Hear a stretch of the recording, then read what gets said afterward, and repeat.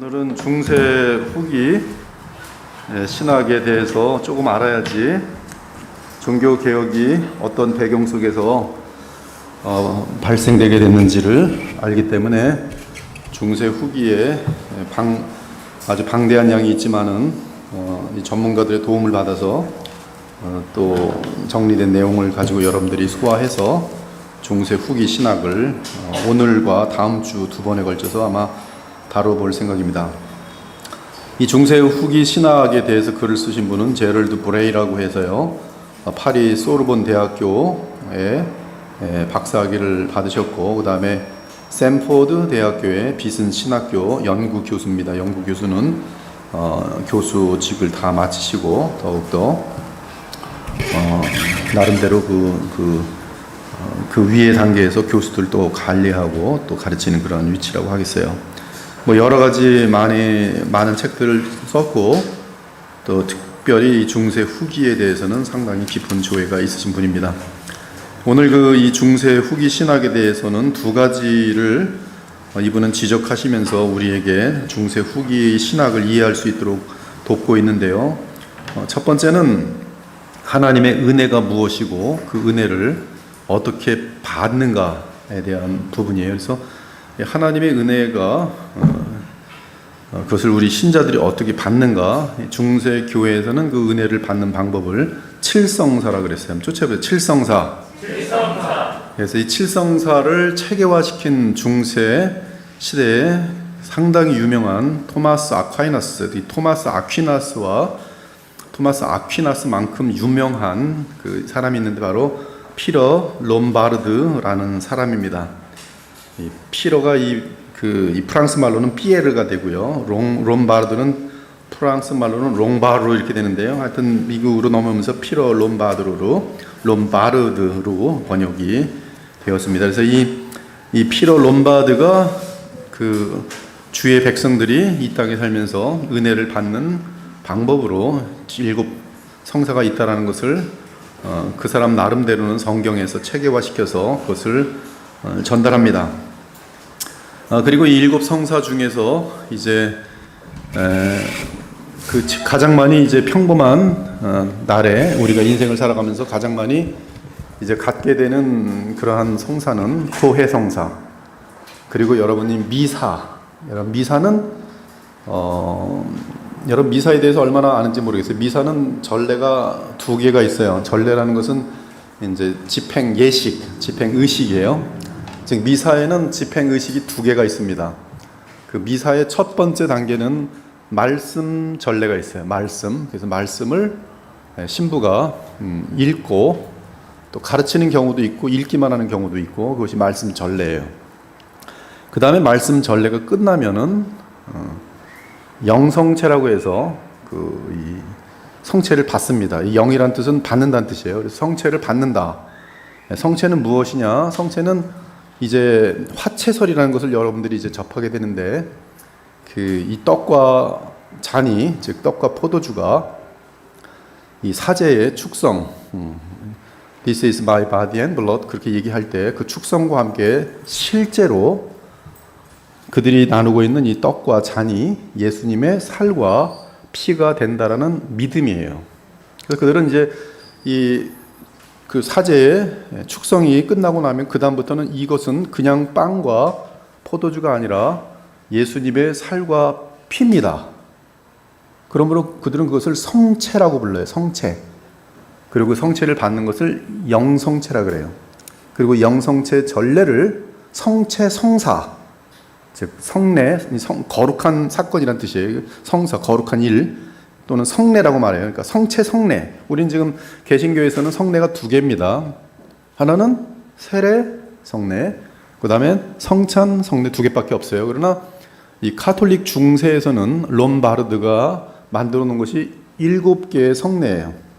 그래서 7개의 성례 중에서 이제 2개는 이제 자주 반복되는 성례라는 것이죠. 첫 번째 성례는 이제 세례로 시작해서 크리스찬의 그 여정은 시작됩니다. 세례. 그다음 유아 세례 같은 거를 받고 영아 세례를 받으면서 이 세례를 받으면 천국을 들어갈 수 있는 자격이 되는 거예요. 그래서 이 아이들이 죄를 범하지 않고 영아 세례를 받은 상태, 유아 세례를 받은 상태 속에서는 이제 특별한 어떤 소재 대제가 있지만 그런 죄를 범치 않고서는 이제 천국에 들어가는 그런 경우로 보고, 혹시 작은 죄 같은 게 아이들에게 있다면 연옥에서 치를 그들의 형벌은 극히 작다라고 봅니다.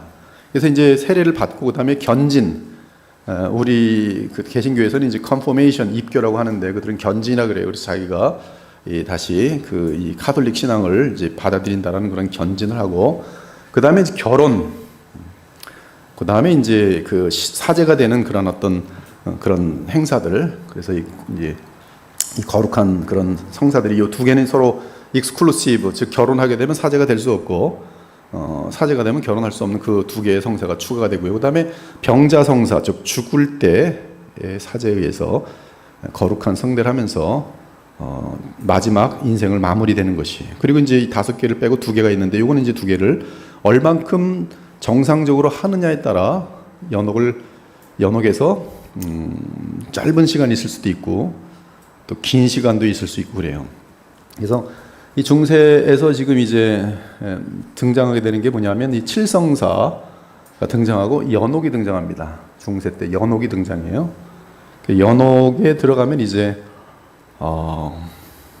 연옥이 지옥이라는 개념이 들어있고요. 그 다음에 또 천국이라는 개념도 들어있어요.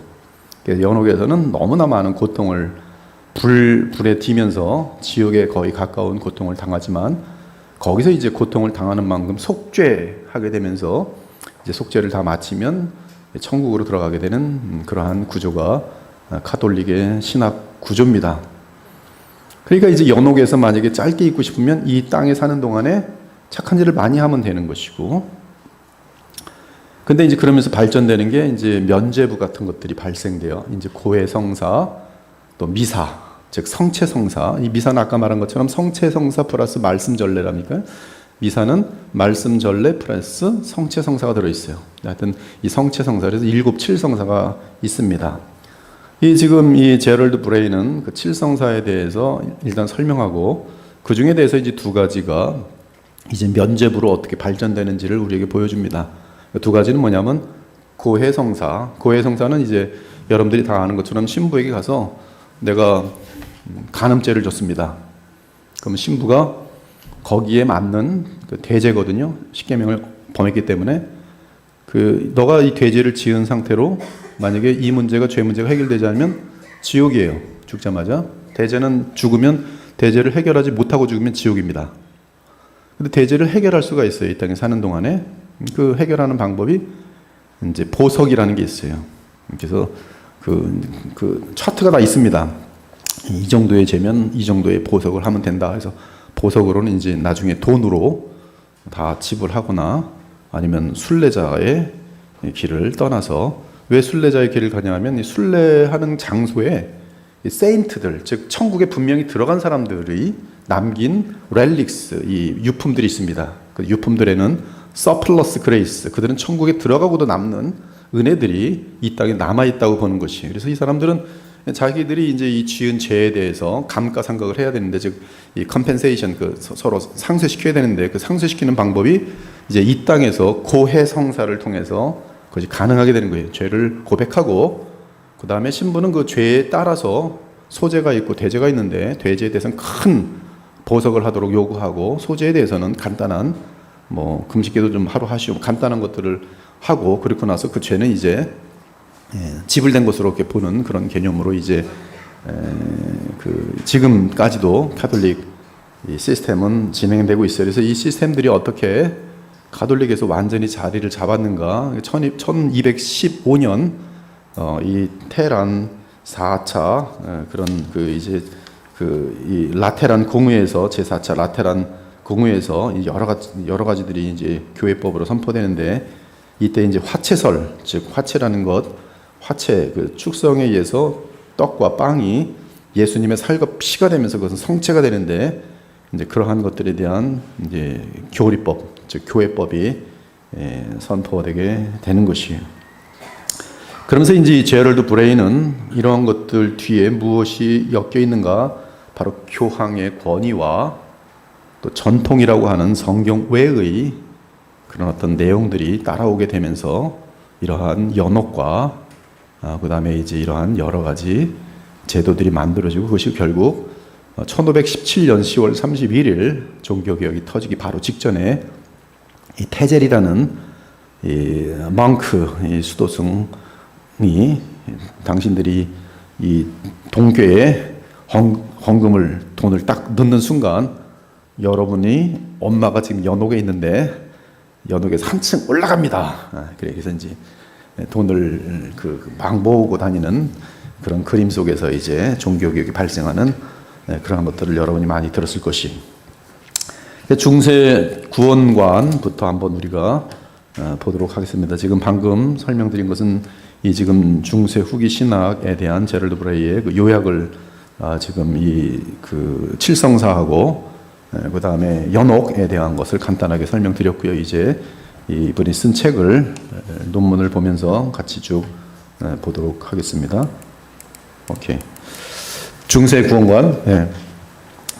이 개신교 종교개혁은 하나님의 은혜의 본질과 수용에 관한 즉 은혜를 어떻게 우리가 누릴 수 있는지에 대한 이 논쟁이 이제 굉장히 큽니다. 그래서 만약에 이제 중세교회 신학이 맞는다면 여러분들은 이제 사실 가장 많이 해야 되는 게 고해성사를 해야 돼요. 죄 짓습니다. 그리고 고해성사 안 하면 사제에게 고해성사 안 하면 어떻게 돼요? 지옥 떨어진 거예요.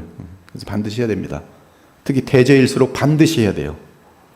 무서운 죄일수록 반드시 해야 됩니다. 십계명이 어기는 죄는 반드시 대죄이기 때문에 해야 돼요. 그게 이제 그러나 여러분들은 안 하잖아요. 중세 얘네들의 카톨릭의 시스템이 맞으면 여러분들은 이제 지옥 다 떨어지겠죠. 사제 앞에서 보석한 적이 없으니까. 그래서 이 중세 후기에 일단 그 성사, 칠성사가 어떻게 만들어졌는지 이건 11세기 피로 롬바르드의 최고의 작품인데 센텐시스, 명제집이라는 책이 있습니다. 이런 것들은 이제 계속 여러분들이 그리스도의 보혈교회를 다니시면서 그리스도의 보혈교회가 할 수 없어요. 좀 이렇게 좀 다른 교회보다 조금 수준이 높아질 수밖에 없는 거예요.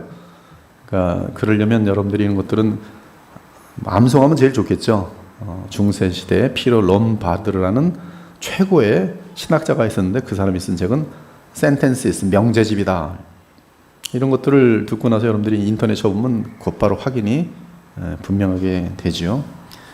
그래서 이 피로 롬바르드는 7성사를 그 명제집에서 썼는데 5개는 세례, 견진, 성찬, 고해, 병자성사, 그리고 서품성사, 혼인성사 이렇게 7개인데요. 7이라는 숫자에 맞춰서 피로 롬바르드는 이제 완전수에 맞춰서 7성사를 만듭니다. 세례는 신약에서 분명히 명한 것이기 때문에 따로 정당할 필요가 없고요. 롬바르드의 시대 때는 견진성사는 유예기에 세례를 받은 신자들이 개인적인 믿음의 고백을 하는 의식이었는데 그 의식을 치른 후 이제 성찬에 참여할 수 있죠. 지금도 우리도 개신교도 입교를 하고 나서 성찬에 참여할 수 있어요. 그래서 아니면 어른 세례, 유아 세례가 아닌 어른 세례를 받고서 성찬에 참여할 수가 있어요. 롬바르들에게 성찬은 성사 제도의 핵심이었으며 성찬 세례, 성찬 성사 또는 성체 성사 다 같은 말이에요. 이 성체 성사는 제도의 이 7제도의 핵심이었고 다른 모든 성사에 의미를 주고 교회를 하나로 묶는 가장 중요한 성사였다. 이 성체 성사는 카톨릭의 핵입니다. 핵. 즉 이거를 믿으면 카톨릭 신자고 믿지 않으면 가짜예요. 카톨릭에서 이제 이 개신교들을 화형시켰는데 그때 그들에게 이 질문을 하나 해요. 이 떡과 잔이 예수님의 진짜 살이고 진짜 피라고 믿느뇨?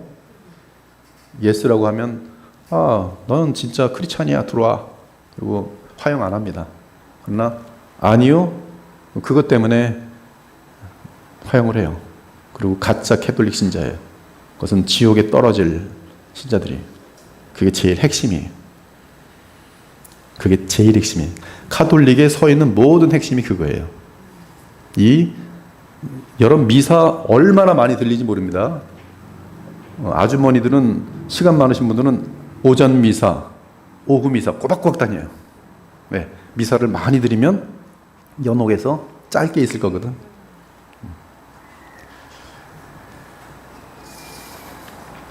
그래서 하여튼 이 세례가 그렇고요. 그 다음에 이제 이분이 쓴 거예요. 세례는 우리의 타오른 죄성의 불길을 끄지만 성찬은 우리를 영적으로 회복시킨다.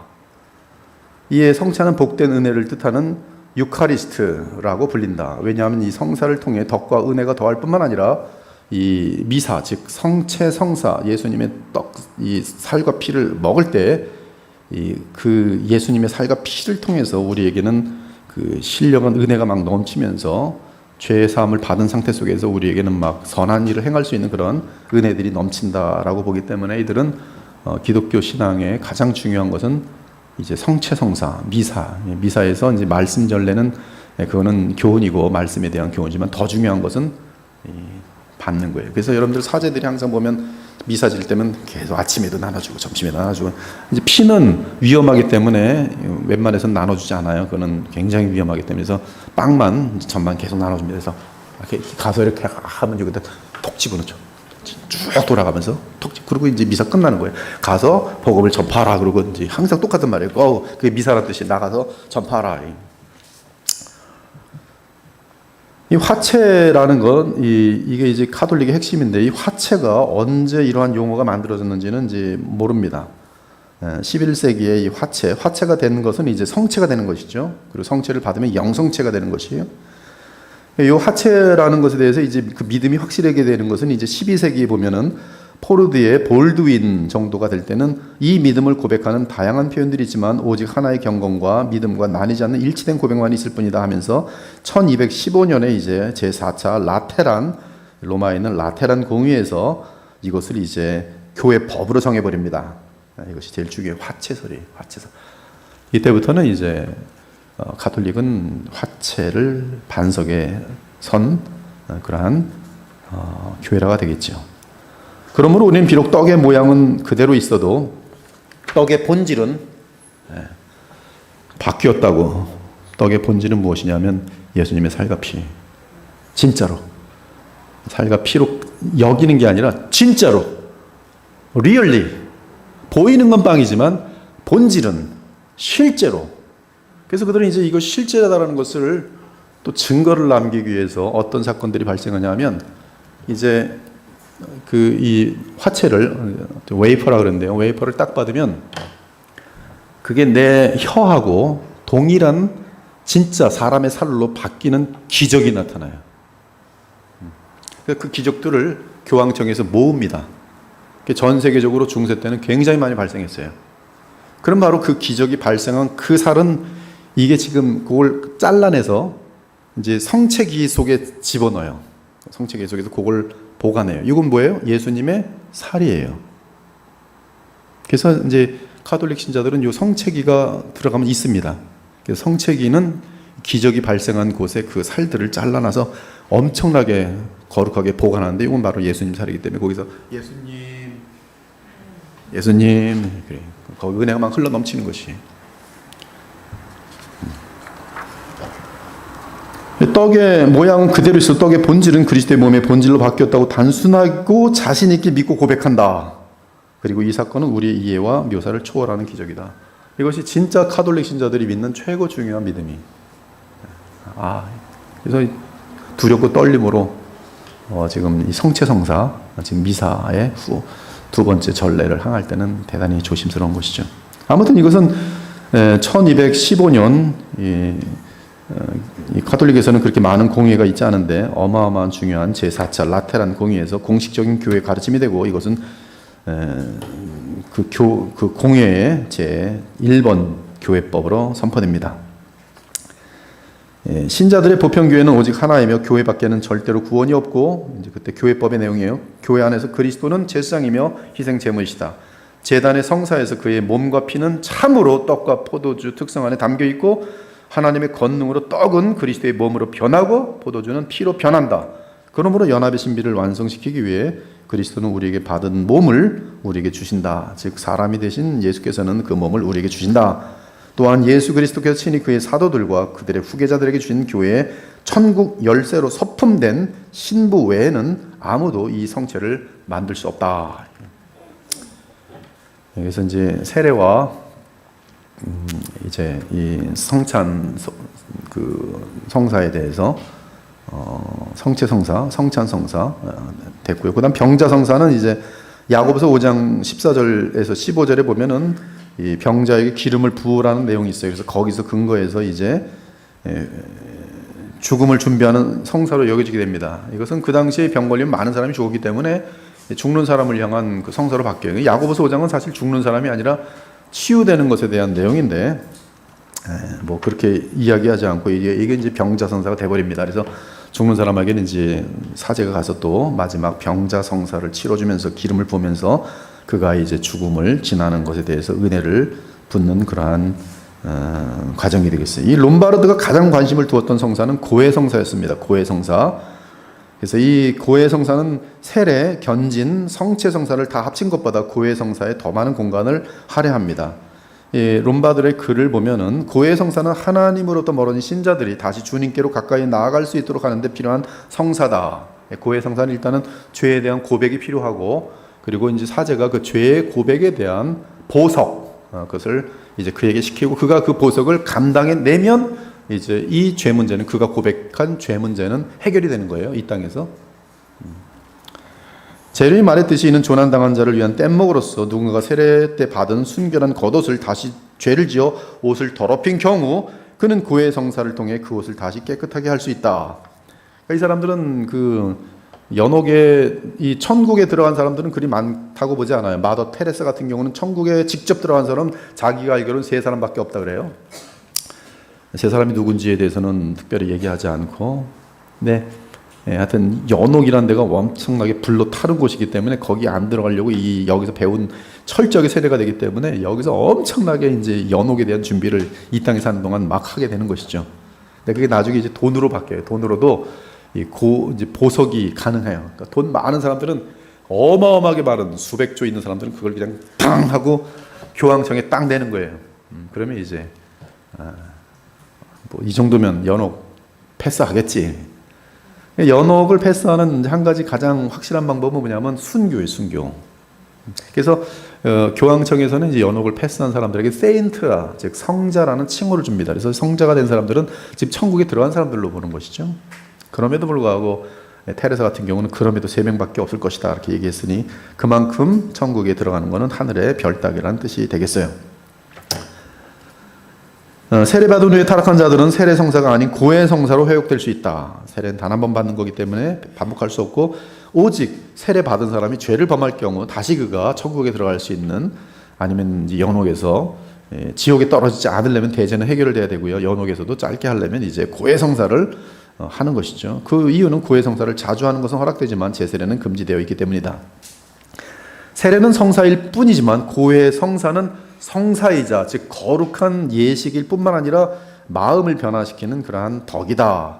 외적으로는 고해 성사를 하지만 이 내적인 고해는, 즉 진심으로 내 죄에 대해서 하나님 앞에서 아파할 때 그가 보석하는 행위, 믿음의 행위와 더불어서 그에게는 이제 하나님께서 도우실 은혜가 더 세게 임하여서 사람들이 변화된다. 그렇게 보고 있는 것이. 외적인 고해 성사는 마음의 변화를 증거하기 때문에 요구되었고, 이는 곧 하나님 앞에서 의롭다함을 받는 근거가 되었어요.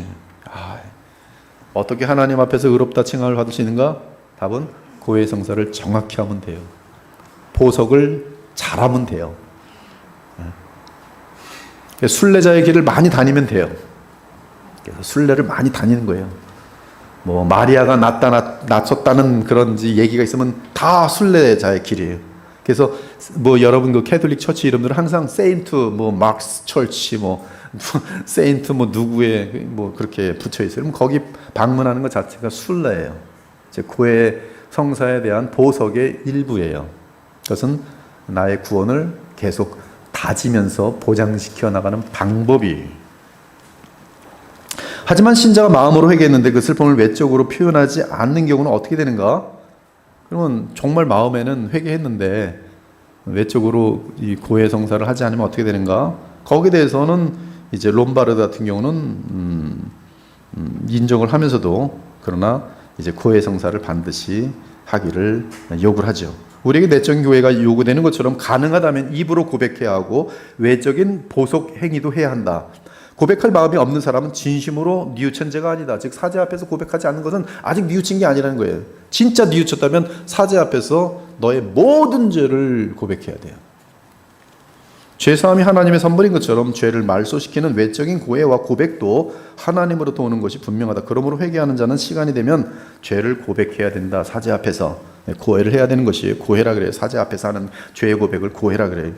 그러나 회개하는 마음이 신자 안에 있으면 그가 입술로 고백하기 전에 죄사함을 받는다.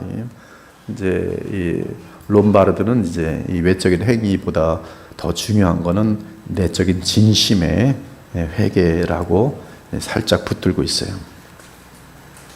롬바르는 너희 죄를 서로 고백하라는 야고보 사도가 한 말에 근거를 두고 입술로 하는 고백을 선호했다. 롬바르드는 고백을 신부 앞에서 하는 것을 당연하게 생각했다. 먼저 하나님께 고백하고 그 다음에 사제에게 고백해야 한다. 고백할 기회가 있는데 하지 않으면 천국에 들어갈 수 없다. 죄를 지어놓고 죄를 사제에게 고백하지 않으면 천국에 들어갈 수 없어요. 이 사제가 참 그 정신병 들기 참 좋겠어요. 뭐 얼마나 많은 맨날 죄만 듣고 앉게. 지난밤에 술을 10잔 먹고 아내를 두들겨 팼습니다. 또 이러고. 근데 사제가 이거 누설하지 않도록 돼 있거든 절대로. 그러니 얼마나 스트레스를 많이 받겠어요. 그래서 사제들 중에도 보면 자기가 술 먹는 사람이 있어요. 너무 스트레스 받아갖고. 의사들, 여러분 의사들 여기 박기철 선생님 계시는데 박기철 선생님 술 안 드실 거예요. 근데 의사들 중에도 수술 너무 많이 하는 사람들은 집에 오면 피비린내가 나고 메스꺼워서 술 마시는 분이 많대요. 그래서 미국에서 보면 술 중독자들 중에 보면 의사들이 꽤 있어요. 근데 사제들도 참 이 죄의 고백을 듣다 보니까 정신이 없어요. 여러분 죄라는 게 얼마나 그 마귀의 그 스릴이 담겨 있는데, 그래서 이 사제들도 오히려 죄의 유혹을 굉장히 많이 받을 거예요. 죄의 고백을 들으면서. 만일 사제가 없으면 친구나 이웃 앞에서 고백해야 된다. 그래서 그게 고해다. 하지만 롬바르드는 죄사함은 하나님의 선물인 것을 알고 있었다. 예수님은 사도 베드로에게 천국 열쇠를 주셨지만 롬바르드는 이 권세를 다음과 같이 설명했다. 우리는 하나님이 교회에 메고 푸는 권세를 주셨을지라도 하나님만이 죄사함의 가부를 결정하신다고 가르치는 것이 마땅하다. 롬바르는 성경대로 나름대로 죄사함은 하나님이 하신다. 하나님이 메고 푸는 것과 교회가 메고 푸는 것은 다르다. 하나님이 사람의 죄를 용서하실 때 죄로 얼룩진 인간의 영혼은 깨끗해지고 영원한 지옥의 형벌에서 해방된다. 죄 문제가 해결되는 것이죠. 죄를 용서해 주셨으니 그러므로 지옥에 들어가지 않는 것이죠. 하지만 하나님은 죄를 사하는 권세를 사제들에게 허락하지 않으셨다. 반면에 하나님은 사제들에게 메고 푸는 권세를 주셨는데 이는 사제들은 사람들에게 그들이 묶였는지 또는 풀렸는지를 알려주는 권세를 갖고 있음을 의미한다. 그래서 하여튼 이렇게 이제 고해성사에 대한 이야기가 있고요. 뭐 그 다음에 롬바들은 이제 결혼 제도도 다루고 뭐 무슨 사제들에 대한 이제 뭐라 그래 표현을 그 하여튼 그 사람에게 하여튼 그 사제를 세우는 그러한 성사에 대해서도 다루고요. 그 다음에 고해성자, 성체성사로 넘어갈게요. 고해성사, 성체성사 이게 제일 중요하니까. 7성사 중에서 고해성사와 성체성사만이 정기적으로 반복되어 했고 그들은 밀접하게 연결되어 있다. 성찬을 받고자 하는 사람은 은혜 상태에 있어야 한다. 성찬은 거룩한 것이기 때문에 내가 대죄를 범하고 성찬을 받을 수가 없어요. 소제도 마음의 양심에 걸리면 받을 수가 없어요. 이는 죄를 회개했고 적합한 보속 행위를 함으로써 이 은혜 상태로 다시 돌아가야 돼요. 그래서 내가 대죄를 졌어요. 간음죄를 졌어요. 그럼 사제한테 고백했어요. 이것은 그들은 항상 1대1입니다. 퍼블릭하게 하지 않아요. 사제에게만 합니다. 비밀리게 하게 돼요. 공동체적으로 지은 죄에 대해서는 공동체적으로 우리가 그들은 이제 회개하지만 그러나 개인이 지은 모든 죄에 대해서는 절대 비밀이고 오직 사제에게만 죄를 고백합니다. 그리고 사제가 거기다 보석, 이제 그 이 주교회에서 결정된 보석의 대충 양들이 다 있습니다. 어마어마한 돈 거두는 기계죠. 그래서 보석을 이제 하면은 그들은 그 보석에 대해서 이제 중세 때는 이제 거슬러 올라갈수록 고행이 많았습니다. 고행. 보석은 고행이 되게 많았어요. 근데 또한 고행뿐만 아니라 이제 순례기를 떠나게 하는 것도 있고, 그다음에 이제 give, contribution 그쪽으로 유인을 해요. 그러니까 교황청이 부자가 돼야 안 돼요. 천국 갈고 싶은 사람 다 교황청이 되는 거죠. 그렇게 돼 있는데 시스템이. 그리고 이 중세 때는 교황이 전 세계를 다 잡고 있고 대부분의 사람들은 이 카톨릭의 이 시스템에 워낙 많이 유럽 같은 경우는 이게 전파되기 때문에 대부분의 사람들은 그렇게 믿고 있어요. 거기서 벗어나는 사람은 한 사람도 없습니다. 불가능해요. 사회 전체가 다 카톨릭 신자인데다가 다들 그렇게 믿고 있으니까 다들 그렇게 하는 것이죠. 아무튼 보석을 해서 죄 문제가 해결돼야지만이 성찬, 거룩한 성찬에 들어올 수 있다는 것이죠. 근데 이 성찬이 이제 보면 누구를 위한 성찬이 되는가 하니까 연옥에 있는 성찬을, 연옥에 있는 사람들을 위한 미사로 이제 발전되게 돼요. 나뿐만 아니라 연옥에 있는 사람들을 위해. 성사제도는 7성사가 성령께서 그리스도의 사역을 신자의 삶에 적용하는 수단이라는 원칙에 의해 형성되었는데 신자는 성사제도를 통해 은혜 안에서 자라나며 점점 하나님의 참 자녀로 변화될 것을 기대했다. 모든 성사는 처음에 세례성사부터 나중에 병자 성사까지 신자의 삶 전체를 통해 진행되었다. 제가 충분히 설명을 했기 때문에 여러분들이 지금 이해가 쉬울 것입니다. 그 중간에 성품성사와 결혼성사는 선택사양이다. 심지어 원래 공동으로 거행되던 성찬식은 세월이 지날수록 사적인 성찬이 되었고, 사적인 성찬이 되었다는 것은 뭐예요? 개인 미사가 생겨나는 거예요. 개인 미사. 그래서 이제 청와대에서 장관이나 대통령들이 조찬 기도에 자기네들 위한 예배가 따로 만들어지는 것처럼 이제 이 중세 때 독일이나 이런 데서는 전부 다 이제 높은 사람들은 가서 뭐 번거롭게 미사 드리러 가지 않고 사제가 있는 쪽으로 가지 않고 야 와 일로 와 자기네들이 심지어 자기 혼자서 그래서 이제 높을수록 돈이 많을수록 개인 미사가 생기고 개인 뭐가 생기겠어요? 개인 사제가 생겨요. 개인 사제가. 그래서 일부 사제들은 사적인 미사를 거행함으로 생계를 꾸리기도 했어요. 그래서 사제 중에 뭐 굉장히 높은 그런 어떤 관직에 있는 사람들, 그런 사람들에게 이제 사제가 되면 뭐 엄청나게 사례를 많이 받게 되겠죠. 사제들은 그들을 부른 사람들이 바라는 특별한 목적을 위해 미사를 올려줬어요. 말씀만 하십시오. 그 뜻을 위해서 뭐 미사를 드려주는 거예요. 이를테면 치유. 그렇죠? 미사를 드린 거예요. 하나님의 은혜는 역사하는 힘이 있으니까 미사를 자꾸 드려준 거예요. 그 미사는 누구예요? 예수님의 몸과 살이에요. 감히 이거를 받아서 먹는데 영성체를 하는데 그들이 바라는 소원들이 왜 안 이루어지겠어요?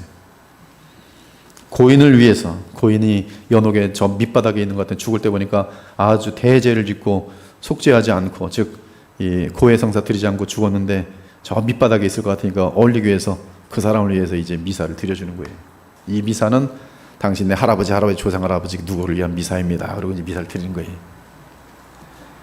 심지어 나중에는 비용을 지불하는 사람이 원하는 것이 무엇이든 그것을 위해 미사를 드려요. 지금 보면 여러분들, 제가 얼마 전에 우리 교회 방에 올려놨는데 지금은 소원 미사라고 있어요. 정말로. 그래서 뭐 연초 소원 미사, 그러니까 마치 우리가 무슨 누가 개업하면 개업 예배 드리는 거하고 비슷하게 다 미사 드려주는 거예요. 자, 미사의 열매는 미사를 드리는 빈도에 달려 있었다. 얼마나 많이 미사를 드리냐. 그래서 이 캐톨릭에 들어가면 열성본자가 되면 엄청나게 미사를 많이 드려요. 일주일 내내 들락달락. 제가 미국에서 목회할 때 우리 교회 권사였던 사람이, 제가 섬기기 전에 권사였어요. 제 앞에 있는 목사님 전에 제가 이제 그 교회 갔더니 권사였던 사람이 카톨릭으로 가버렸어요. 근데 이분이 인간이 좋아가지고 자꾸 이제 와서 저를 만나는 거예요. 뭐 밥도 해주고. 그래서 이제 제가 그분 때문에 카톨릭을 너무 잘 알게 됐어요. 우리가 어느 날 줬는데 보니까 사위일체 하나님, 그거 정말 가르치더라고요. Family of God. 그게 굉장히 오래된 건데, 이거 우리 지금 성당에서 나눠주는 책이래요. 책을 내가 봤어요. Family of God. 하나님은 삼위 하나님, 남성만 있지 않고 이 마리아의 위치가 너무나 중요한 거. 마리아의 위치는 엄마이면서 딸이에요. Family of God. 근데 보니까 그분이 카톨릭으로 가고 나서 아침, 점심, 저녁 하루 종일 미사만 드려요. 경건해 보이죠. 그리고 자기가 은행에 저축하는 것처럼 탁탁 올라가는 게 보이는 느낌이죠. 아, 오늘 1억 됐네. 연옥에서 5억을 지불해야 되는데 벌써 1억 모아놨네. 거의 다 됐네. 이제 뭐 연옥 안 거치고 천국 가겠네. 이제 그런 개념이 되는 거예요. 그러니까 얼마나 종교에 대한 열심이 막 생겨나겠어요. 그게 믿어지면. 여러분 그렇게 되지 않고 감사하기 바랍니다. 여러분 지금 이런 아름다운 교회에 자연스럽게 와서 자유를 누리는데 이거 세뇌가 되면은 무슨 자유가 있어요. 자유가. 그냥 때도 없이 교회 와야지. 그럼 죽은 사람의 죄를 씻기 위해 죽은 사람을 대신해서 미사를 드릴 수 있을까? 드디어 이제 엄청난 사건이 이제 발생하는 거예요. 죽은 사람. 산 사람들이 자신들을 대신해서 미사를 드려달라고 부탁하는 것은 허락되지만 죽은 사람들의 관심을 갖고 그들을 위해 기도할 수 있을까? 죽은 자들을 위한 기도? 그것이 가능하다면, 이제 우리 개신교에서 그거 다 불가능하다고 얘기하죠. 요한일서를 통해서. 근데 이제 죽은 자들이 너무 불쌍한 거예요. 우리 엄마, 우리 아빠, 나보다 먼저 죽은 내 새끼들. 근데 걔네들이 지금 보면 천국에 안 가 있고 연옥에 가 있거든요, 다. 그럼 내가 그들을 위해서 할 수 있는 사랑의 표시는 뭐예요? 그들이 살아있을 때 제대로 못했거든, 특히. 효도했더라면 참 그래도 좀 나은 데인데 효도를 못했거든. 근데 그 엄마 아버지가 벌써 돌아가신 거예요. 그럼 나의 마음속에는 효도 못한 마음을 지금이라도 하고 싶은 게 그걸 어떻게 하는가? 미사라는 게 이제 딱 떠오르는 거지. 미사. 죽은 사람들을 위한 기도, 죽은 사람들을 위한 미사, 이것이 이제 칠성사에서 발전되게 돼요. 신자가 죽으면 어떻게 되는지가 교회가 항상 고민한 주요 문제였다. 복음에 의하면 모든 신자들에게는 그들이 쌓은 공로와 상관없이 천국이 약속되어 있다. 하지만 이러한 메시지는 받아들여지기가 대단히 어려웠다. 아무래도 선한 사람들만 천국에 갈 것 같았고 교회의 의무는 사람들이 천국에 갈 수 있도록 그들에게 필요한 선을 나누어 주는 것이라고 생각했다. 중세시대 사람들의 생각이에요. 세례는 원죄의 흉터를 제거하기 때문에 책임을 질 수 있는 나이에 이르기 전에 세례를 받고 죽는 아기들은 천국에 들어가는데 문제가 없었다. 반면에 세례 후에 죄를 지은 사람들은 죄 문제를 성사로 해결해야 했다. 여기서 고해성사의 중요성이 나타났다. 오직 고해성사를 통해 진실로 회개한 자들만이 천국의 잔치를 맛보게 해주는 성찬식에 참여할 수 있었다. 성찬식은 천국의 잔치를 상징하기 때문에 죄 문제가 해결돼야 돼. 죄 문제 해결하는 방법은 고해성사. 여기서 추론할 수 있는 것은 성찬식에 참여하는 단계까지 도달하지 못한 신자들은 죽음 후에 천국의 자리가 마련되지 않는 것인데 문제는 이 신자들은 죽음 후에 어디로 가는 것일까? 피에로 롬바르는 이제 그런 연구를 막 해요. 어마어마한 거의 천재들입니다. 토마스 아퀴나스 같은 사람들은 그냥 IQ가 한 250들 되는 것 같아요. 그러니까 이 토마스 아퀴나스의 이런 작품 같은 경우들은 지금도 수많은 그 로만 캐톨릭의 이 어마어마한 똑똑한 지성인들이거든요. 그 사람들 결혼도 안 하는 사람, 공부만 하는 사람들인데 그걸 못 쫓아가요. 머리가 빠개질 정도로 공부합니다. 엄청나게 공부해요. 그래서 무슨 로마 카톨릭 대학 나왔다 그러면 사람들은 인정을 해요. 그 똑똑함 같은 것들은. 근데 문제는 복음이 없어요.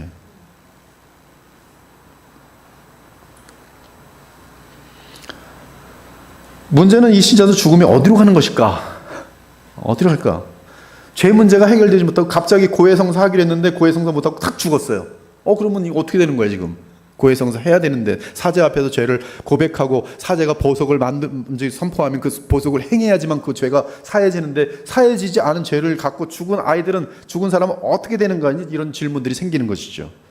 수많은 사람들이 고해와 그에 상당한 보석을 행할 기회를 갖기 전에 죽었는데 그들은 그러면 그것 때문에 하나님 앞에서 쫓겨나는 것일까? 선한 의도를 가졌지만 한두 가지 이유로 신랑을 맞이할 준비가 안 되었던 자들은 두 번째 기회가 없는 것일까? 실제로는 참으로 독실한 소수만이 완벽해지는데 성공할 것이다. 믿음 때문에 순교까지 겪은 자는 예수께서 말씀하셨던 고난의 세례를 경험했으므로 그 과정에서 그들의 남은 죄성이 씻겼을 것이다. 이러한 자들은 죽는 때에 천국에 들어갈 자격이 있는 성인들이다. 하지만 누군가를 성인으로 증명하는 것은 쉽지 않았다. 하지만 그들을 위해 드렸던 기도 또는 그들이 이 땅에 남긴 해골이 기적을 일으킨다면 그리고 그 기적이 확인된다면 그들은 성인의 등급에 속할 가능성이 대단히 높아진다. 그러면 교회는 그들을 성인으로 추앙하고 그들이 천국에 들어간 것을 인칠 것이다. 그 후 교회는 사람들이 성인에게 기도하여 도움을 얻는 것을 허락할 것이다. 그래서 가톨릭에서는 마리아에게 드리는 기도가 있고요. 성인들에게 드리는 기도가 있어요. 그리고 그 성인들은 수호 성인들이 또는 무슨 여러 여행을 지켜주는 수호 성인. 그래서 세월이 지나면 성인들 중에 어떤 이들은 특별한 관심 분야가 있다고 생각하고 예컨대 성 크리스토퍼 성인은 여행자를 지켜주는 수호 성인, 유다 성인은 절망하는 자들의 수호 성인, 이런 식으로 이제 수호 성인들이 이름을 붙게 돼요. 그러면서 연옥이 생깁니다. 연옥의 불꽃들. 불행히도 대부분의 사람들은 성인들의 작은 무리에 속할 만큼 이 생에서 성공적으로 살지 못한다. 그렇다면 천국에 곧바로 들어가기는 불충분한 자들이 되는데, 그러면 그들은 죽음 후에 어떻게 되는 것일까? 처음에는 교회는 그들이 다 지옥으로 떨어질 것이라고 결론 짓고 싶어 했다. 교회는 인간의 본성에 대해 매우 비관적인 견해를 갖고 있었기에 이런 결론은 특별히 충격적이지 않았다. 그러나 그러한 결론은 너무 극단적이라고 느꼈다. 많은 사람들이 옳게 살려고 최선을 다했고 특별히 악한 것도 아닌데, 그리고 몇 가지 죄들을 보속할 수 있었지만 단지 어떤 이유로 보속하지 못한 것 때문에 천국에서 제외된다는 것은 불공평하게 느껴졌다. 적어도 성경에서 이런 사람들도 결국 구원을 얻을 수 있다는 소망의 메시지를 찾을 수 있지 않을까. 그래서 그들은 성경을 뒤적이기 시작합니다. 보속하지 못해도 혹시 방법이 없을까? 그들은 그들에게 그곳에서 죄값, 결국 신학자들은 이 생에서 죄를 고백하지 않았거나 죄값을 치르지 못하고 죽은 자들이 가는 곳을 생각해냈다. 이게 이제 중세의 유명한 발명품이에요. 그들은 그곳에서 죄값을 치를 수 있고 마침내 천국에 들어갈 수 있는 자격을 쌓을 수 있는 곳, 그것을 만들어냈는데 바로 연옥이. 신나죠? 아이, 연옥에서 고생하고 난 여기서 마음껏 죄질래? 나 신부 만나기 싫어. 무슨 내가 이 부끄러운 죄를 내가 왜 신부한테 고백해? 연옥에 들어가긴 들어가는데 맨 밑배에 들어가고, 대제 같은 경우는 이제 뭐 지옥으로 떨어지는 것이죠. 근데 연옥에만 하여튼 들어가면, 걸치기라도 하면 언젠가는 천국 가요. 연옥에서의 고통이 길 뿐이지 얼마나 길까? 글쎄, 그거는 답을 안 해줘요. 그리고 이런 얘기도 해요. 연옥에서의 1시간은 지금 이 생에서의 1000년이다.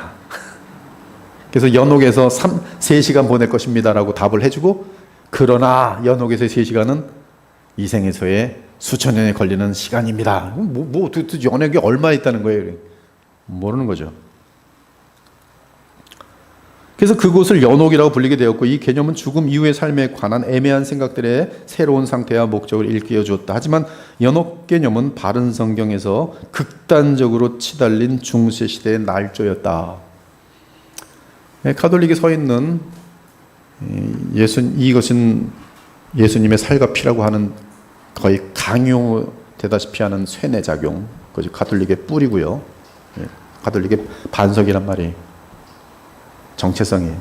둘째는 연옥이에요. 연옥. 어마어마합니다. 연옥의 시스템은요, 여러분 그게 뭐 조직 신학책 수십 권으로 돼 있어요. 연옥. 가장 많은 연옥에 대해서 여러분들 연구하려면 끝도 없습니다. 왜? 성경에 없는 거니까. 연옥에 가장 많이 들어간 게 뭔지 아십니까? 사람들의 체험이에요. 지난밤에 내가 우리 엄마를 만났습니다. 연옥에 계시던 엄마가 성모 마리아의 은혜로 인하여 잠깐 외출이 가능해서 저를 만나러 오셨습니다.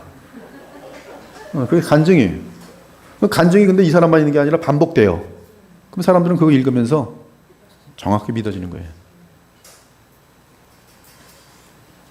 그럼 연옥이란 뭘까? 연옥은 위치가 어딜까? 누가 이런 죄를 주었는데 연옥에서 얼마나 그러면 있을까? 이제 인간들의 상상은 끝도 없이 가는 거죠. 성경하고 상관없어요, 이제부터는. 왜? 성경에 없는 거니까 이매지네이션에서 만들어진 거기 때문에 이제 연옥은 이매지네이션에 의한 설이 되는 것이죠. 연옥의 실제를 증명하기 위한 성경 출처는 불가능합니다. 단지 이들은, 가톨릭에서는 연옥을 만들어내는 데 있어서 고린도서 3장을 이야기해. 거기 보면 불 가운데 구원받은 것 같다 되어 있어요. 공로를 불로 태우는데, 그렇죠?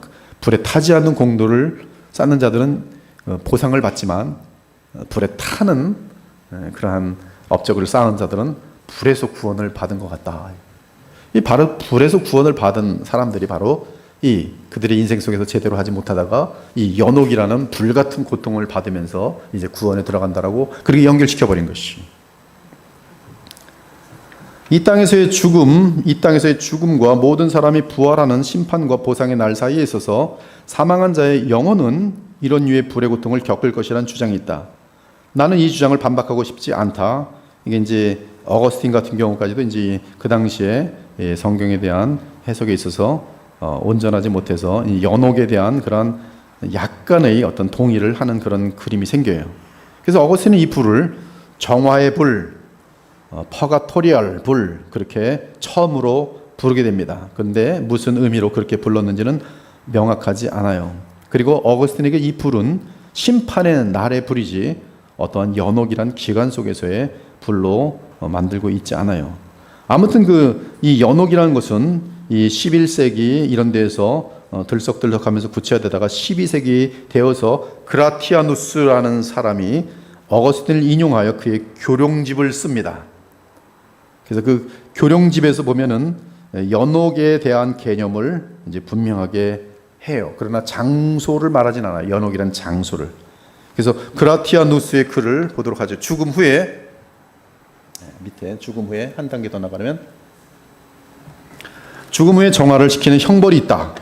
어떤 노인들은 틀림없이 영생을 향하지만 몇몇 죄가 속죄되지 않았기 때문에 이 세상을 떠난 후 연옥에 들어가 영혼을 깨끗이 씻어내는 고통을 한동안 당한다. 괴로워하는 영혼들이 귀신으로 이 세상에 나타난 몇몇 사례들을 고려하면 그 고통은 이 세상에서 감내하며 혹은 그 죄가 저질러졌던 곳에서 당하는 것을 암시해 주지만 되게 재밌어요. 죄 지었던 곳으로 보통 보면 그 연옥에 가 있는 사람들이 외출을 허락받고 글로 와서 꼭 귀신처럼 돌아다닐 때가 있다는 거예요. 지금 귀신 요거 온 거는 지금 연옥에 있는 죽은 영혼들이 다 이제 뭐 무섭죠. 그래서 귀신과도 다 이제 연결이 돼요. 하지만 이 세상 외에 다른 곳에서 연옥의 고통, 즉 장소에 대해서는 불확실하다.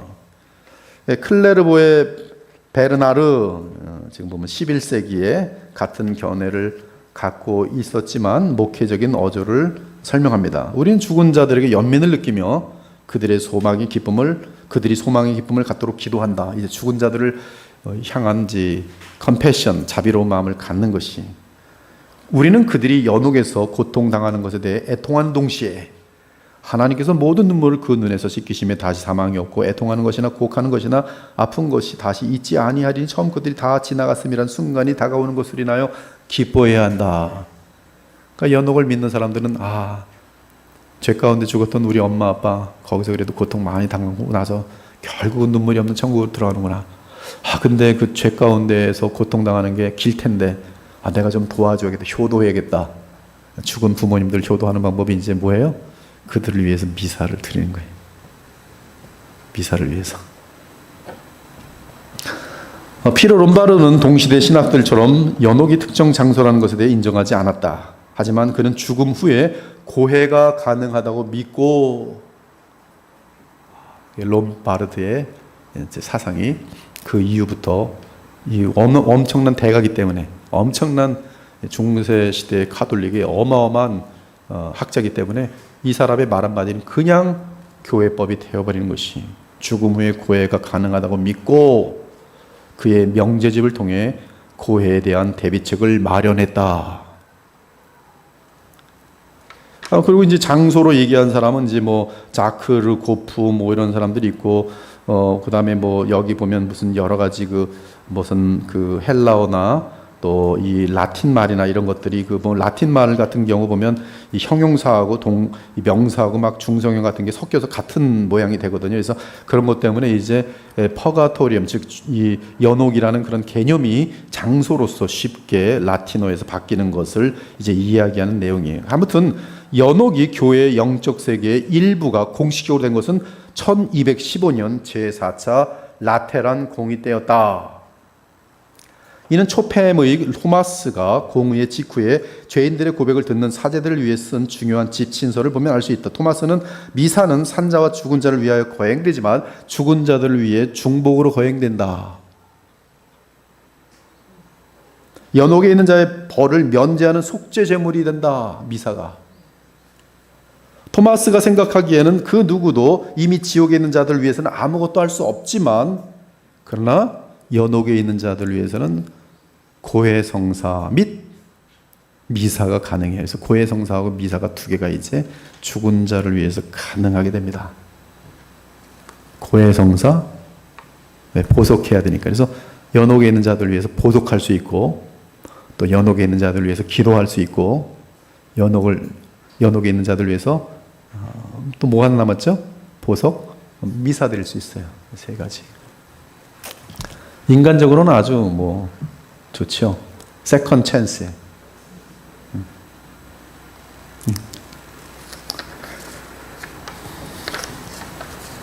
거의 같은 시기에 이 12세기, 13세기에 이 연옥의 필요성은 이제 구애의 필요성이다 이렇게 얘기를 합니다. 그래서 연옥에 대해서 이제 이 헤일즈의 알렉산더인데 이 사람은 이제 연옥을 좀 더 이제 구체화시키기 시작해요.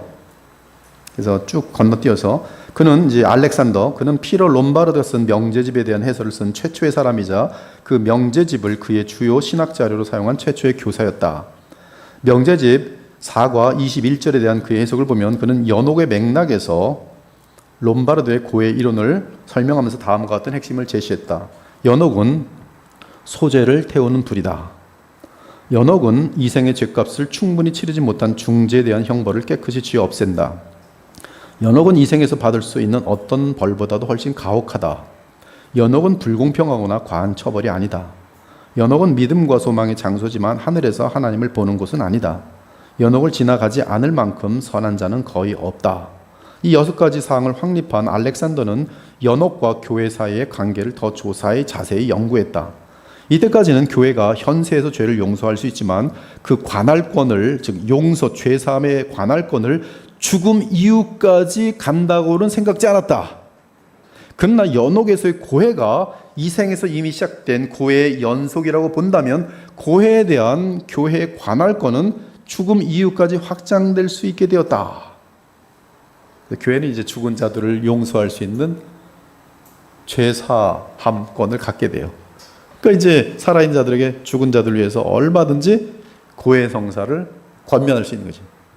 미사를 권면할 수 있는 거예요. 죽은 자들을 위해서 기도할 것을 권면할 수 있는 것이. 이 부분에서 우리는 처음으로 면죄부 제도를 슬쩍 엿볼 수 있다.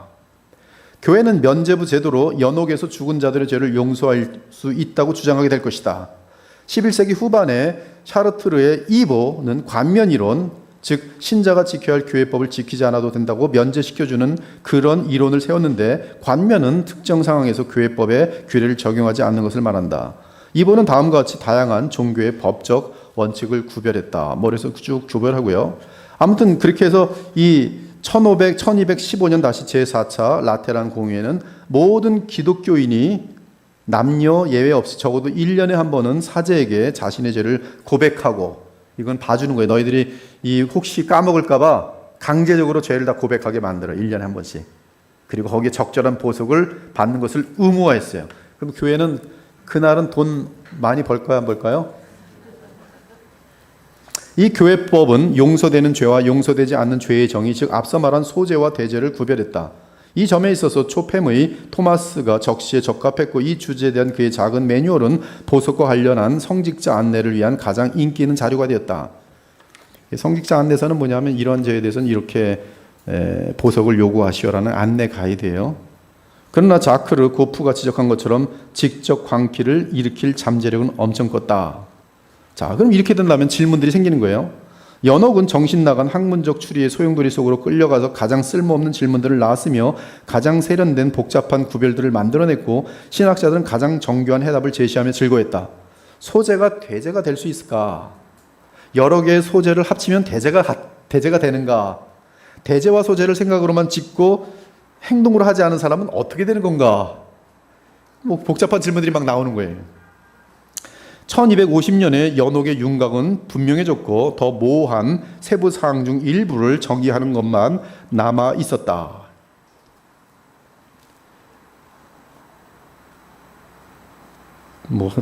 어차피 시간이 됐으니까 여기까지만 하는데요. 다 읽죠.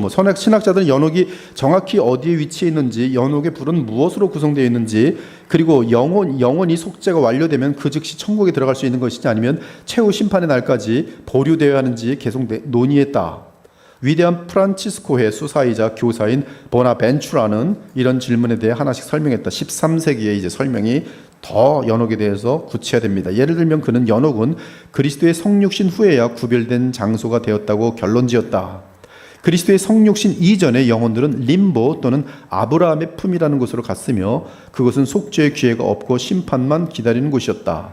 그는 연옥의 불은 영적이면서 물질적이라고 생각했다. 영적인 불은 구속적인 반면 물질적인 불은 단지 형벌을 위한 불이다. 그는 또한 정결케 된 영혼들이 천국의 지복을 누리는 데 있어서 마지막 심판까지 기다려야 한다는 추론을 격렬하게 반대했다. 연옥에서 시간을 채우면 떠날 자유가 있고 따라서 연옥을 떠나야 한다. 연옥을 떠나면 곧바로 천국에 들어가는 것이죠. 지금 이러한 매우 유사한 견해가 보나벤투라와 동시에 살던 알브레히트 대제에 의해 표현되었는데 그는 독일인으로서 도미니크 수도회에 합류하여 파리에서 강의를 했으며 거기서 토마스 아퀴나스에 큰 영향을 주었다. 이 토마스 아퀴나스는 13세기의 카톨릭의 최고의 아버지입니다. 토마스 아퀴나스는 카톨릭의 최고의 아버지, 지금까지도. 토마스는 그의 엄청난 신학적인 작품에도 불구하고 연옥에 대해 상대적으로 거의 아무런 말도 하지 않았고 그 주제에 관심이 없었던 것처럼 보였다. 그는 신학대전 서마 티올로지아의 과정에서 그 주제에 도달하기 전에 사망했다. 우리가 그로부터 가져오는 연옥에 대한 대부분의 글은 토마스의 제자들이 그의 글을 모아 신학대전의 부록으로 첨부한 글이다.